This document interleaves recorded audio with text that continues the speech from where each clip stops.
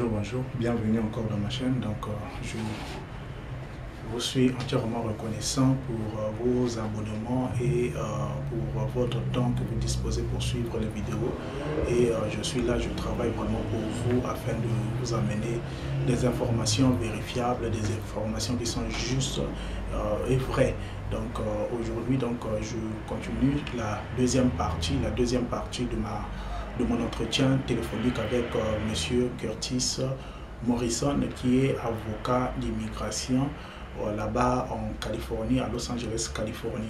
C'est celui qui est en train de défendre la cause des plaintifs avec son équipe, Morrison Urena. Donc c'est Raphaël Urena et Curtis Morrison qui se sont unis, les deux cadors des avocats, des avocats qui défendent les plaintifs. Pour l'information, ceux qui ne les connaissent pas, ce sont eux qui ont vaincu, qui avaient gagné le cas pour la DV Loterie DV 2020. DV 2020, et ils avaient gagné le procès contre le gouvernement. Imaginez, contre le gouvernement de Trump. Ça c'était à l'époque avec Trump, contre le gouvernement de Trump par rapport à ce qu'ils avaient fait, le fait d'arrêter avec le décret présidentiel qui avait empêché les gens de voyager, et aussi la catastrophe du Covid, et que c'est ce qui avait la mauvaise foi pour chercher à annuler et pour laisser que les gens ne puissent pas avoir le visa. Donc c'était ma conversation. Dans la première partie, je vous ai expliqué les étapes par rapport à ce qu'il m'a dit, par rapport aux gens que leur numéro de cas ne s'affichait pas au CAC, ça ne s'affichait pas quand vous étiez en train de checker, de vérifier le statut de votre visa. Donc il avait dit que non, ils sont au courant de ça, le gouvernement est au courant de ça, et tout le monde qui sont autour de la DV Loterie, ils étaient au courant de ça. Donc ça c'était pour ceux qui ne voient pas leur cas là-bas. Donc quand vous essayez de vérifier votre cas et que vous ne voyez pas, il n'y a pas de problème, ne vous inquiétez pas encore pour le moment. Donc tout le monde est au courant, mais ce n'est pas d'actualité pour le moment. Donc pour le moment, ce n'est pas d'actualité. Pour le moment, ce qui est d'actualité, c'est le procès, du 16 septembre. C'est ce qui est d'actualité, et tout dépendra de l'issue du résultat de ce procès le 16 septembre. Donc vous comprenez que DV 2020, DV 2021, tout dépendra du 16 septembre. Donc avant le 16 septembre, il n'y a rien qui peut être fait. Tout ce qui peut être fait est inutile. Donc vous comprenez, donc il faut aller d'abord au 16 septembre et connaître maintenant le résultat du 16 septembre. Donc il dit encore, tant que nous n'aurons pas battu en appel, aucun visa ne pourra être délivré. Donc vous voyez, il y a les visas qui sont là, il y a les visas qui sont réservés. Il y a des visas qui sont réservés. Le DV 2020, le nombre est connu, 9095. La DV 2021, le nombre est connu, et aux alentours de 6900 et quelques. Donc ça n'arrive pas à 7000. Ça, ce sont les visas qui ont été réservés. Donc ces visas-là ne seront pas consommés ou délivrés sans que les avocats puissent aller en procès le 16 septembre et qu'ils puissent battre le 16 septembre, parce qu'il y a des conditions, il y a des conditions à définir par rapport à ça. Parce que aussi, rappelez-vous aussi, les avocats, ce que là où eux ils vont plus tirer, c'est au niveau ce que le défendant est en train de faire. D'abord, le défendant, c'est qui ici? Le défendant, la défense, c'est le gouvernement, l'avocat du gouvernement américain. Donc, ce que le gouvernement a fait, le gouvernement a beaucoup de choses qu'il a fait qui étaient irrégulières et qui n'étaient pas normales, qui étaient contre le programme DV Loterie, et qui étaient contre les gagnants de la DV Loterie, les gagnants de la Green Card, les gagnants de la résidence, la carte verte, la résidence permanente. Donc vous comprenez, donc il y a de ces histoires que le gouvernement a fait qui n'est pas normal. Donc c'est sans ces choses-là que les avocats vont apporter à l'attention des juges fédéraux qui vont décider, parce que c'est inadmissible que quelqu'un qui gagne à la DV Loterie, qui gagne la Green Card, et n'a pas la possibilité et n'a pas eu cette chance-là de passer, d'aller jusqu'à l'interview, alors qu'il a suivi toute la procédure. Il a fait son DS 260 360, ceux qui ont envoyé les documents, il a envoyé ces documents à KCC. Maintenant, ils attendaient maintenant que KCC puisse vérifier les documents et qu'on puisse les envoyer la second notification letter, la deuxième lettre de notification, afin qu'ils puissent aller pour l'interview au poste de leur choix. Donc vous voyez, et il y a aussi ceux qui par exemple au DV 2020, qui avaient fait passer l'interview et ils n'ont pas eu leur résultat. Il y a beaucoup qui ont eu leur résultat, qui ont connu. Il y a aussi eu des refus aussi, à ce moment-là, et des refus qui sont injustifiables. Ça là aussi, par rapport au refus, Curtis Morrison a dit, si tu avais eu le refus, donc je dis à un frère qui m'avait envoyé le message par rapport que non, il avait eu un refus, et ton refus, la lettre, la notice là qu'on t'avait donné le refus là, envoie ça, tu peux envoyer ça sur FIG Educational Media. Nous allons contacter Curtis pour cela et tu vas envoyer ça chez Curtis, chez l'avocat, comme ça l'avocat aussi va déterminer, parce qu'il y a aussi eu des refus en masse. C'était juste aussi une mauvaise foi des ambassades et consulats américaines par rapport à la situation. Ils ont donné aussi beaucoup de gens aussi de refus. Donc ça aussi, c'est aussi un cas, c'est aussi quelque chose aussi à suivre s'il y a des moyens peut-être de suivre, parce qu'il y a d'autres refus qui est une mauvaise foi, Je vous apprends ça, je vous donne la piste et je vous apprends ça, qu'il y a beaucoup de refus il y a eu beaucoup de refus qui étaient une mauvaise foi totale.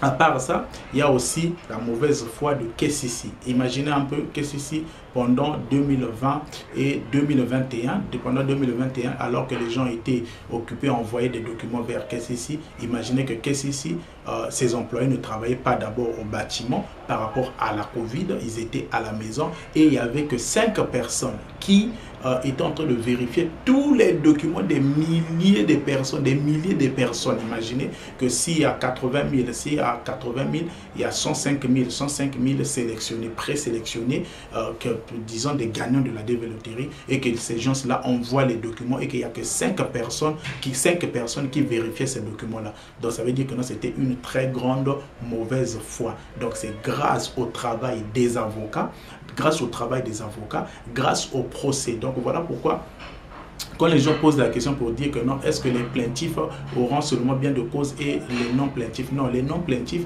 vous devez aussi attendre pour les plaintifs. Vraiment, vous êtes même bénéficiaire par rapport à l'engagement des plaintifs qui ont déboursé de l'argent pour payer les services des avocats, afin que les avocats puissent faire le travail et découvrir toutes ces erreurs-là, toutes ces choses-là cachées qui seront aussi bénéfiques pour les non-plaintifs. Vous voyez maintenant là où vous serez bénéfique. Voilà pourquoi quand je dis que non, il y aura aussi une priorité réservée aux plaintifs. Oui, ce n'est que normal. Ils doivent aussi leur réserver,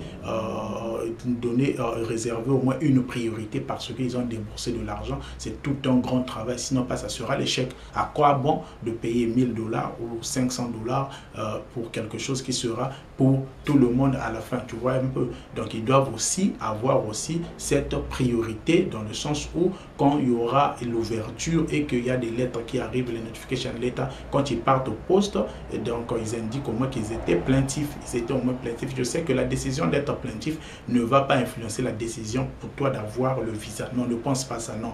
Ça va juste influencer une décision, c'est-à-dire que tu puisses avoir les notification letters peut-être à temps, avoir les notification letters et de partir à l'interview de ton poste. Tu comprends? C'est ça seulement qui va te donner la garantie. Et le reste, c'est ce qui va se faire à l'ambassade. C'est les questions et réponses que toi, tu vas donner par rapport à ton cas, la manière que tu vas te défendre pour que tu puisses avoir ton visa. Ce n'est pas le fait que parce que tu es plaintif que tu auras directement, on te donne le visa. Non. Donc, les plaintifs là, ça t'a juste aidé. Si aujourd'hui on donne la priorité aux plaintifs, on dit qu'ils vont recevoir les plaintifs dans chaque ambassade, là où tu te trouves, tu as la facilité, tu as cette priorité-là d'aller, étant plaintif de tel cas, tu pars directement pour passer ton interview. Maintenant, ton visa dépendra de ton interview. Donc, tu comprends. Donc, ne mélangez pas le fait d'être plaintif et le fait d'être plaintif et l'accord du visa. Non. Le mot plaintif ou le statut de plaintif ne va pas influencer le résultat pour le visa. Le résultat du visa dépend des sentiments, des sentiments du consul ou de l'ambassadeur, là où du poste, là où tu vas te trouver par rapport à tes questions et réponses. Donc il y aura une vidéo comment les erreurs à éviter pour gagner, pour obtenir votre visa. Il y a beaucoup des erreurs des gens qui font beaucoup des. Donc le fait d'être plaintif ne fait pas que non, vous poussez directement à avoir votre visa. Non, le fait d'être plaintif, ça vous aide s'il y a la priorité, parce que vous avez participé au cas quand il y aura la priorité, une priorité réservée aux plaintifs, et là vous allez passer votre interview. Donc c'est après votre interview que vous saurez la décision si on va vous accorder le visa ou non. Cela dépend de votre attitude et de vos réponses ce jour-là par rapport à votre dossier. Donc vous comprenez déjà, c'est ça. Il n'est pas raisonnable, il n'est pas raisonnable de s'attendre à ce que des visas réservés soient délivrés avant janvier, quoi qu'il arrive. Donc quoi qu'il arrive, il n'est pas raisonnable de s'attendre que les visas réservés puissent être délivrés avant janvier. Vous comprenez que non, c'est un processus. C'est un processus, pas avant janvier. Pas avant janvier, ça sera presque impossible. Parce que, imaginez d'abord, il y a la DV 2024 qui va commencer. Il y a la DV 2024 qui va commencer. Il y a la DV 2023. Octobre qui va commencer leur année fiscale, c'est-à-dire les interviews vont commencer. La DV 2022 va terminer le 30 septembre 2022, donc dans quelques jours ici, dans quelques semaines va terminer. On va fermer le chapitre DV 2022 et rentrer dans le chapitre DV 2023. Donc c'est les 3 premiers mois. Maintenant, DV 2020 et DV 2021, il y aura maintenant une préparation pendant ces mois-là. Comment est-ce que les choses vont se faire? Donc, ils vont donner les délais comme ça, tous les postes, c'est-à-dire quand je parle des postes, je parle des ambassades et des consulats vont se préparer. Comment ils vont recevoir les cas DV 2020, DV 2021 par rapport à leur espace et par rapport à leur disponibilité. Donc vous comprenez, donc à quel moment, parce que le juge va les instruire dans telle période, il y aura, vous devez prendre les cas des DV 2020 et DV 2021. Donc eux aussi ils doivent se préparer leur poste, parce que imaginez,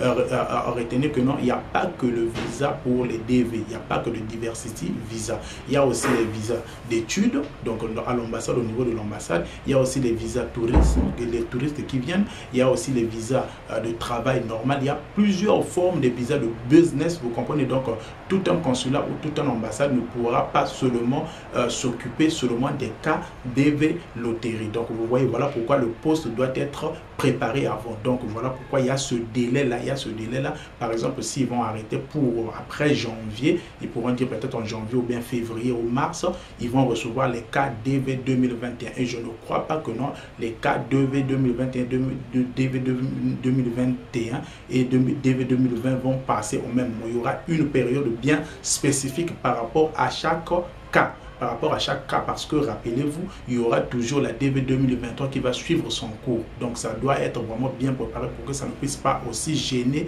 le cas DV 2023. Ça ne puisse pas gêner aussi les DV 2023 et le reste des autres visas. Voilà pourquoi ici, Curtis dit, il y aura une préparation, pas avant janvier 2023 que nous allons rentrer, pas avant janvier.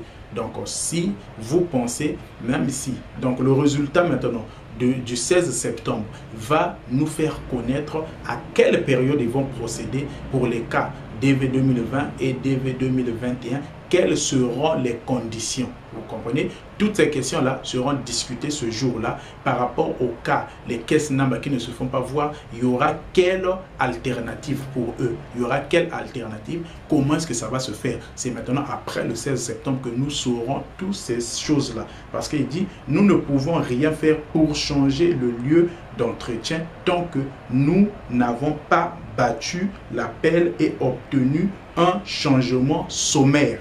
Donc vous comprenez, donc un jugement obtenu, un jugement sommaire. Donc il y aura encore un jugement sommaire à la fin. Donc ils doivent d'abord battre l'appel qui est le 16 septembre. Ils doivent d'abord battre l'appel. L'appel, ce sont les avocats, les défendants qui avaient fait un appel par rapport au résultat, par rapport au visa réservé par le juge fédéral. Tu comprends? Parce que le défendant, le gouvernement Biden maintenant disait que non, c'était inutile de réserver ces visas-là. Il ne voulait pas, il fallait que le cas DV 2020 et DV 2021 puisse se terminer directement sans réserve de visa. Donc ils ont fait un appel sur cette décision-là. Maintenant, les avocats doivent battre cet appel-là. Ils doivent gagner. Après avoir battu ça, il y aura maintenant un jugement sommaire. Donc il y aura un jugement sommaire là où ils vont faire le tout pour qu'ils puissent augmenter peut-être le nombre de visas réservés, surtout pour la DV 2021, parce que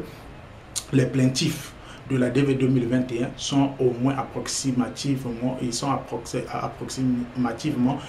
vers 21 000. Ils sont approximativement 21 000. Imaginez un peu, avec les applicants et leurs dépendants. Donc ceux qui dépendent d'eux, par exemple, vous êtes vous-même applicant, celui que vous avez, la personne applicant, c'est la personne qui a gagné la DV loterie, mais vous êtes un père de famille. Donc dans votre dossier, il y a votre femme peut-être avec 3 enfants. Imaginez que vous avez déjà combien? Vous êtes déjà 5. Donc ça augmente aussi en nombre, vous comprenez? Donc s'il y a des visas réservés, par exemple dans les visas réservés, si c'est 7 000, dans les 7 000, toi tu consommes déjà 5. Si on t'accorde le visa, on accorde aussi avec tes dépendants, ta famille. Ça veut dire que non, ta famille là, ce n'est pas un visa surprise, ça compte dans le nombre de visas qui ont été réservés. Donc vous voyez, donc ce sont ça, les familles, ceux qui ont des familles qui mettent le dossier tellement long. Donc un peu ils gonflent le dossier. C'est la même chose qui se passe quand vous êtes sélectionné étant gagnant de la DV loterie par rapport au nombre. Quand on dit qu'on a accordé le visa comme ça,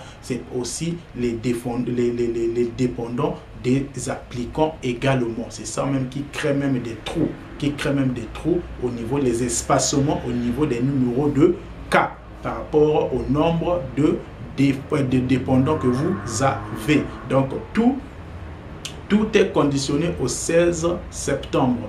Tout est conditionné au 16 septembre pour les plaintifs. Pour les non-plaintifs, le juge, Curtis dit, le juge va sûrement s'en souvenir des non-plaintifs, parce que le juge étant humain, il connaît aussi que tout le monde n'a pas la possibilité ou n'avait pas eu la possibilité de s'inscrire dans des procès. Vous comprenez? De payer les services d'un avocat, parce que ce n'est pas donné à n'importe qui. La première chose, vous devez d'abord avoir l'information. Comment est-ce que ça va se faire? Et vous devez d'abord être sûr, parce qu'il y avait beaucoup de doutes aussi. D'abord au début, imaginez qu'un avocat qui est aux États-Unis, vous êtes en Afrique, comment est-ce que vous allez croire que non, si ça sera vraiment la chose vraie? Donc c'était un risque que les gens ont couru pour cela, parce qu'ils avaient besoin de leur visa, ils avaient besoin de voyager. Donc il y aura aussi l'espace pour les non plaintifs, parce que je ne crois pas dans tous les visas là qui sont réservés et qu'on va donner seulement aux plaintifs, mais les non plaintifs. Maintenant, même là dans les plaintifs, il n'y aura pas aussi tout le monde, parce que dans les plaintifs aussi, il y a peut-être ceux qui sont décédés, il y a ceux qui sont malades, il y a ceux qui n'ont plus la capacité de continuer les dossiers. Donc il y aura toujours un nombre qui va descendre par rapport au temps. Donc vous voyez, donc il y aura aussi les non plaintifs, mais seulement nous devons d'abord aller au procès le 16 septembre. Restez branchés et connectés le 16 septembre. Nous allons écouter ça en direct afin de savoir exactement quelle période les visas là seront ils vont commencer à procéder et quelles seront des conditions, et aussi discuter des autres alternatives. Maintenant, vous